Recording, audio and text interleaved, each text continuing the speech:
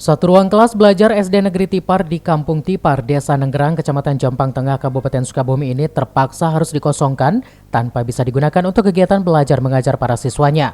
Lantaran kondisi atap dan dinding bangunannya mengalami kelapukan akibat dimakan usia. Pengosongan ruang kelas ini terpaksa dilakukan oleh pihak sekolah demi untuk menghindari terjadinya keambrukan bangunan secara tiba-tiba yang bisa mengancam keselamatan jiwa para siswa dan juga guru. Tak hanya satu ruang kelas saja yang telah mengalami kelapukan, namun beberapa ruang kelas lainnya yang digunakan oleh para siswa SMP untuk menumpang kegiatan belajar pun telah mengalami kelapukan pada bagian dinding bangunannya. Kondisi ruang belajar sekolah dasar yang telah lapuk ini sebenarnya telah dilaporkan oleh pihak sekolah ke Dinas Pendidikan Kabupaten Sukabumi. Namun hingga saat ini pihak Dinas Pendidikan Kabupaten Sukabumi masih belum juga memberikan bantuan untuk perbaikan gedung sekolah ini. Kepala sekolah melalui sekolah juga sudah mengusulkan ke dinas terkait, tapi sampai saat ini belum ada tanggapan.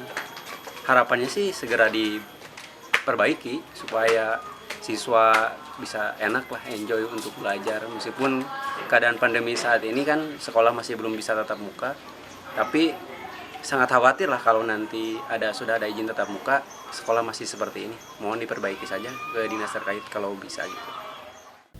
Pihak pengelola sekolah maupun para siswanya terus berharap agar Dinas Pendidikan Kabupaten Sukabumi bisa segera memperbaiki kondisi bangunan sekolah yang telah mengalami kelapukan ini. Dari Kecamatan Jampang Tengah, Kabupaten Sukabumi, Iqbal Bakar melaporkan.